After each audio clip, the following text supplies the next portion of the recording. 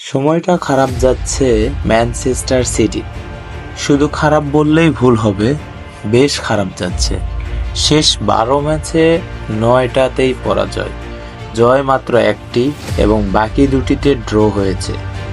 ব্যক্তিগতভাবে এমন বাজে পারফরম্যান্স এই স্প্যানিশ কোচের কোনো দিনই হয় না। বর্তমানে তার দল আছে লিগ টেবিলের 6ষ্ঠ স্থানে। আপাতত ঠিক কোনো পরিকল্পনাই কাজে আসতেছে না, কোনো পরিকল্পনা বা কোনোভাবেই তারা ম্যাচ জিততে পারতেছে না। এবং এই দুঃসময়ে পেপ গার্দিওলা তার ম্যাচ জেতা এবং তার এই ক্লাব ম্যানচেস্টার সিটিকে আবার আগের রূপে ফিরিয়ে আনার জন্য তার পুরাতন অস্ত্র লিওনেল মেসিকে আবার তার টিমে আনতে চাচ্ছে ম্যানচেস্টার সিটিতে। এবং এই বিষয়ে পেপ গার্দিওলা ইতালিয়ান গণমাধ্যম টুটো স্পোর্টসে এমন খবর দিয়েছেন বলে জানা যায়।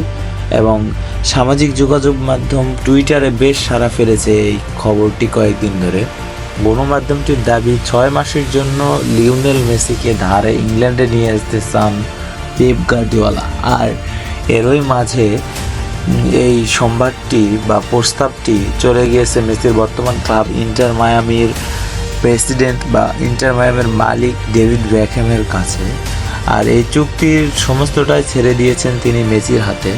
মেসি যদি আসতে চান তাহলে আসতে পারবেন, আর যদি মেসি না চান তাহলে ডিলটা ডান হবে না। তো দেখা যাক লিওনেল মেসি কি করে।